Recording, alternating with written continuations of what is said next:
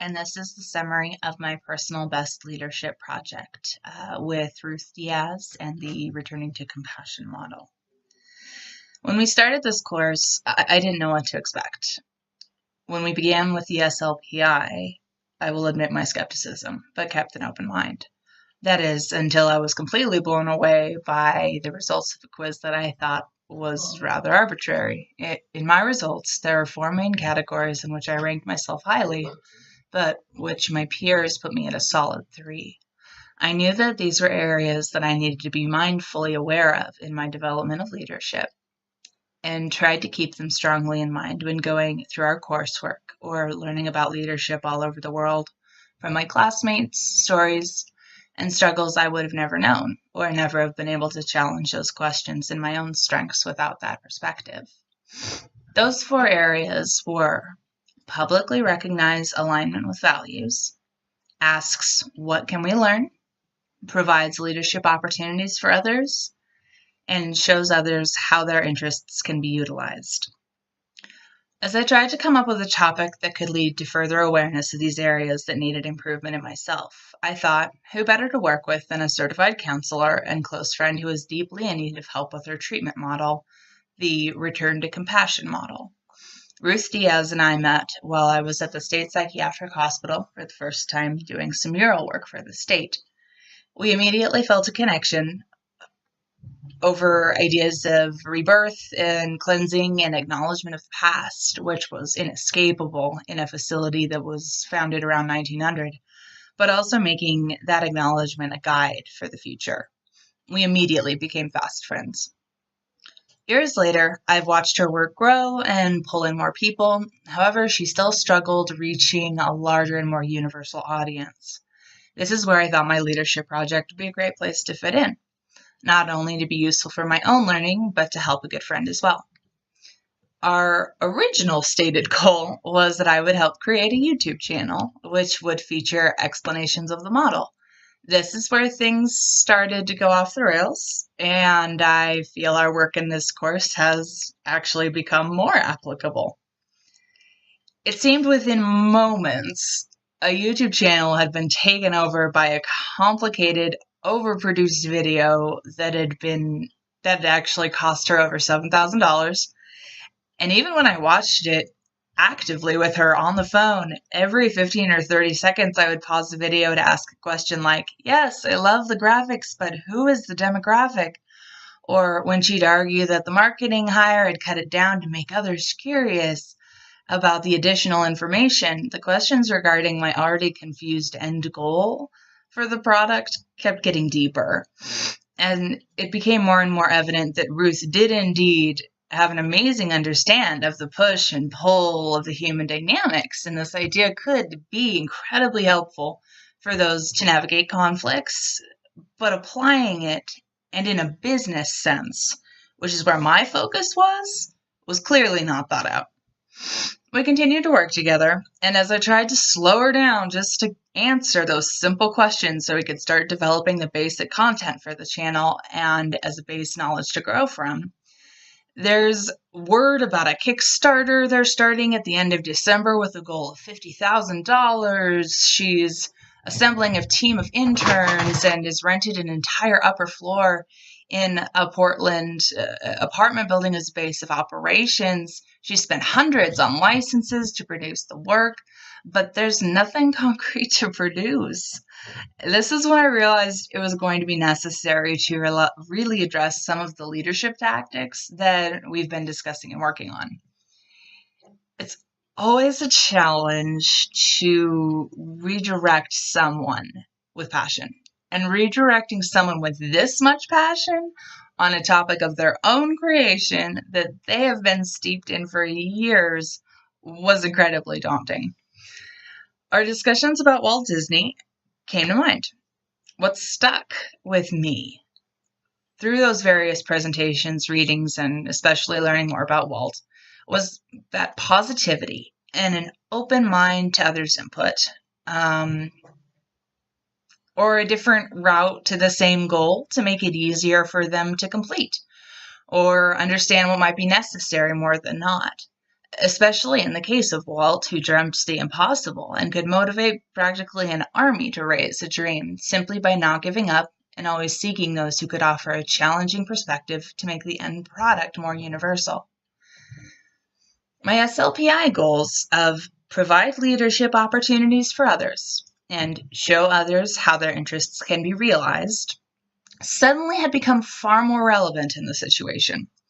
Now, rather than making a simple YouTube video to help a friend, I'd been put in this bizarre pseudo-expert telecommuting through the television to meetings and feeling this bizarre professorly reverence for what I thought was just a team conversation. It made me nervous to watch this team take notes on what Ruth was saying, more like a classroom, and raising their hands. And it was way more that than a think tank when it happened. And then it happened to me, and it made me very uncomfortable. Our first meeting was over 2 hours, and at least half of it was based in this ethereal counselor-like conversation, throwing imaginary balls of appreciation, and just other discussions that really had nothing to do with developing a plan or identifying demographics or roles for each member or even an end goal.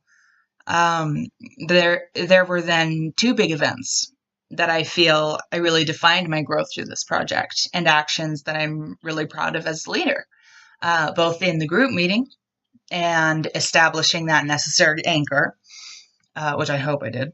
And again, with Ruth herself one-on-one, which was an incredibly intimidating experience, but also very rewarding to see how implementing some of these theories can really come to fruition. The first thing that I'd done kind of kept in line with the keeping aligning values as a group, not just myself, but asking what we can do and learn collectively, and making an effort to provide opportunity for others to step up where their strengths lie to make a team who's excited and willing to go the extra mile for something that's still an idea. And almost most importantly, and this applied to the group, but more importantly with my interactions with Ruth herself, showing others how their interests can be realized. Prior to the meeting, with the knowledge that Ruth would likely bring little structure and rely on the spirit of communication to guide us, I put together a document for each member and the team to review at the meeting, using the tenets that we've learned, that I've learned are effective in developing, a business plan and services rendered.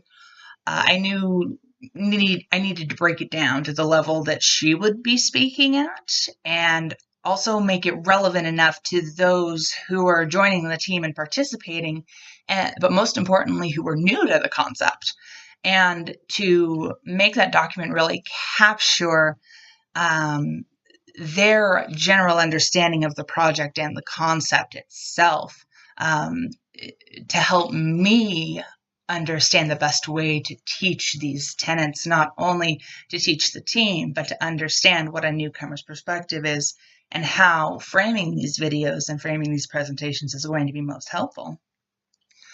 And for further reference, I will go ahead and attach that document that I sent to the group to you in an email, so you can check that out as far as the structure that I put in there for the project itself, as well as some of the commentary and questions I was asking to try to frame the idea of a business plan and to frame the idea of moving forward while acknowledging everybody without being pushy. At least that was my goal.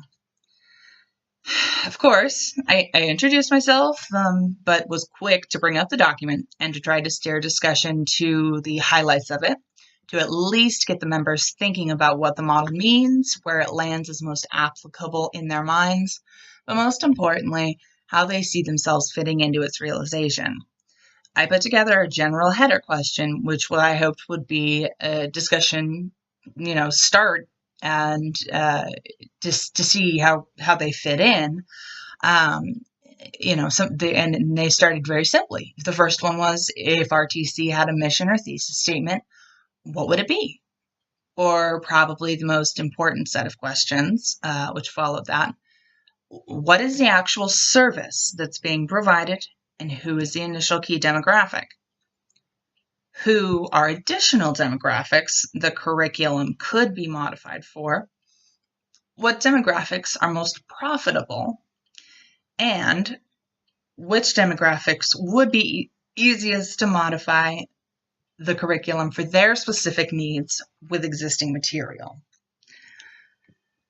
I then created a general breakdown of how I envisioned the best way to communicate the complex idea to the public under the context of the YouTube channel and not the entire project itself. Not only because I didn't want to appear that I was taking over the entire project, but also I wanted to connect the idea of something that is so universally known as a YouTube channel to frame that understanding of how we're moving forward with the project. And I felt by using a smaller and more familiar platform, that would allow people to be able to open up in their ideas a little bit easier than thinking of it as this grand project. From there, I wanted to emphasize the timeframes and specific team goals. If Ruth was truly pushing a Kickstarter for the end of December with such a large amount, we would need an absolute deliverable and a lot of unified teamwork to get there. I centralized what we needed to talk about in terms of the communication portals that existed, things like the existing Facebook page, the existing website, a Twitter account that could be created, the YouTube account that could be created, the ways that all of these things could be interconnected, things like that. What we could add and whose strength in the team may lie within those particular resources. What we would want in the immediate, in the medium term, and in the long term and maintenance phases, especially considering the timeframes that she was suggesting. And naturally, the importance of a universal calendar. The final phase of discussion I wanted the team to think about at this first meeting was phrased as content goals. What I really meant was, I know you're confused by what you just saw. Explain to me why you're confused, what you're confused about, and why, so we can make it clear in the videos. I'd hope these general guidelines would be enough to, at the very least, direct Ruth into some concrete timeline goals, but more importantly, some concrete concepts and action items. While taking over the initial meeting as a sort of organizational business leader was incredibly daunting and honestly very unexpected, until she literally turned to the TV and said, "Carissa, take it away." I actually found that I really enjoyed it. What I expected to be a great deal of anxiety and trouble speaking and presenting, it came very easily. I was able to take in others' comments and try to apply them, although I will say the first meeting was not as business-minded or productive as I'd hoped at all.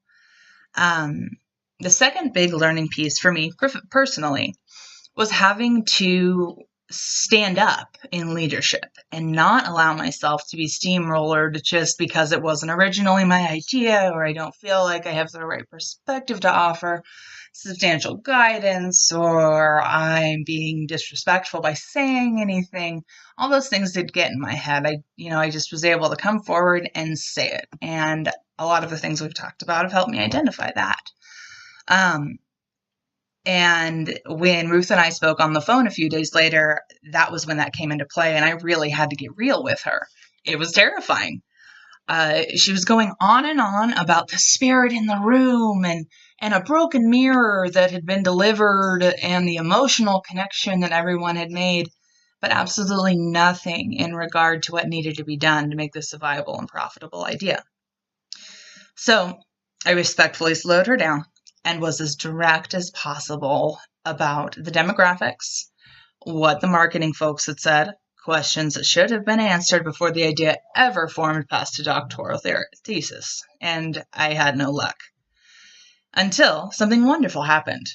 And I'm particularly proud, not because it capitalized on a weakness of mine, and in the SLP, the showing others how their interests can be realized. But it was applicable with somebody far more qualified than myself in their own world, in their own idea, and to feel that aha moment from her in a really concrete way was incredibly gratifying. Before I had to leave the phone call, she insisted on telling me this story about this particular broken mirror. Preparing for a job interview, I was a little perturbed and made sure I was on a timeline and I needed to leave, but let her continue anyway. And the story was that she'd found a mirror on Craigslist, and the gentleman said he'd deliver it to her and to their meeting space. And when it arrived, it was broken, and apparently it had not been billed that way on the ad. She said it was fine, and they brought it up to the room, and conversation ensued. It became evident that he was a veteran, and he was struggling substantially with mental health and physical health issues, and had more than enough stories and friends to make anyone tear up. After serving the homeless veteran population strongly through my time at the Department of Behavioral Health here in Idaho, his stories resonated with me, and suddenly a light turned on. Ruth, I said, this could be our first demographic. Think about how important balance and finding it again after returning from such chaos and so often being put into positions like homelessness or a lack of medical assistance for so many reasons. Your model could help provide grounding for their minds, but also their hearts in having somewhere to be honest and open. And the conversation continued. Due to my prior experience, I knew a fair amount about the programs through the VA, how eager they are for help and to help. Some of the programs, at least in Idaho, from the state, and other support programs that could be potential partners in getting this program off the ground or helping with the grant funding or a million things. Taking the idea and putting it in the mind frame of veterans as your initial key demographic, put me in this position where normally I would feel like I was forcing a direction on somebody. But for her, when a solid step could be identified, when a solid group could be identified, it was like clearing the fog. Of course, she instantly started going a mile a minute and wanted to create another subpage on the Facebook and this and that, and, just running before she could crawl, basically. And that's always been how she is. Whereas I am the exact opposite. I have to have everything planned out to a T before I even take the first step. So it's an interesting back and forth when we do work together. And so when she started going into that, that's where I really had to stop and get real with her. I told her, realistically, the organizational management and the needs to get this off the ground was easily 3 full-time jobs, no question. That if she had an actionable item, and that's only if she had an actionable item plan in place and a trained team, of which she has neither. I told her honestly and upfront that the Kickstarter was a poor idea until she had something physical to show, and that nobody is going to invest in an ethereal idea.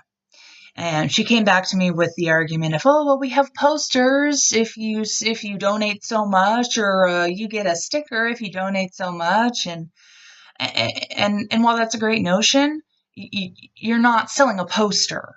That's not going to mean anything to who you're trying to reach. And I told her that if she really, really wants to start implementing and answering these questions and how to be most effective, build a base. You need to reach out to the VA, reach out to similar resources, see where a tool like this could actually fit in and be of service, and then to tweak the tool to meet the need. And through that discussion, I was finally able to get her to say, well, our first target would be the clinicians who would want to use the model for treatment. Ta-da! The answer I'd been searching for. We discussed how she's the expert there and as a clinician and knows how these sorts of pitches would come through in office and how to build the framework around that idea. It was so hard to basically stop her in her tracks and say not only that I was not willing or capable to organize and orchestrate her entire project, as the expectation had snowballed and started to develop into. Um, and also that she was spinning her wheels without these solid answers. And that I'm not really going to put any more time into this until we have someplace to go from here, because these are the absolute basics. And like I said, when she immediately wanted to jump into creating resources, I was totally frank and straightforward. And I said, what are you creating resources for? For what? You have nothing to create resources for. Build your base, build your resources, identify your need. People can't work to fulfill the dream of a building without a blueprint. And needless to say, this project is going to extend further into the future than this course. But the lessons I've been able to apply are obvious, I feel. The situation would have been really different without these leadership conversations that we've had and the tenets in mind. When it comes to the SLPI, I feel like I still have a lot of work to do. But again, having a concrete goal to work towards is doable in the same way that Ruth's projects needs a doable plan. I feel I publicly recognized my alignment with values and my statements and feelings about the program to the group in that first meeting, with my document of goals and the instructions I asked of the group. But more importantly, I publicly aligned my personal values for my own time and effort with her as a coworker, respectfully, but with conviction. And standing up for myself in that way is not something that I've been very good at in the past. So that was a big step for me. Asking what can we learn was a big part of this project. Trying to take such a free-flowing idea and phrase it into a way that others can answer that question, but that conversation can also be facilitated through, was a challenge. But I feel like I'm making progress. The same was true when we had our aha moment with the sweet old man with the mirror. In providing leadership opportunities for others, I feel like I definitely changed my perspective. Before, if I was involved in a project, I wanted responsibility for my piece, and that was it. Here, I was put in a place to identify where leadership was necessary for others, and then was able to turn those questions out to a group who I didn't even know, not only to identify their strengths that could be reinforced for the sake of the program, but also as a way to get to know them better. Finally, in showing others how their interests can be realized, which might have been my biggest challenge in the SLPI. That has changed from what I thought I was getting to in the beginning with this project, that's for sure. At first, I'd imagined that anyone moving forward with a venture like this would have had such a solid plan that it would almost be painful to adhere to. But just having the experience of watching someone so different attack the situation of birthing a business or an idea in their very different way helped me identify my own strengths and also not to discount the potential strengths of others because I see them through the Carissa lens rather than the learning lens. Too often, I feel like I may have written others off for being lazy or a number of other things, not paying attention or whatever you want to call it, because they didn't keep up or have input when I felt it was necessary or weren't on my same page. And it was easier to write them off and do it my own way. When in reality, they may have just been coming at the issue from such a different perspective that we hadn't gotten there. And I was too closed-minded and set in my own course to see a potential improvement or a better project that could have come from that input. So in conclusion, I truly hope for the success of the Return to Compassion project, and that at the very least, that I can help lay those base tracks for the team to continue building on. While I've always considered one of my few strengths to just lie in the arts or creation, this has really opened my eyes to the fact that my mind does work in a way that creates hierarchies in a different way than others do, and can be used to identify needs and balances moving forward. I've also learned that I need to learn to let go a little bit. I've had many great ideas and projects and things that I've wanted to undertake, but because I couldn't plan every tiny little piece of minutia or was too frustrated by the sheer volume of the idea of completing a project, I gave up before I even started. And maybe I need to take a page out of Ruth's book and trust that the right doors will open. But that surely there's nothing wrong with adding a little planned support of a key as well.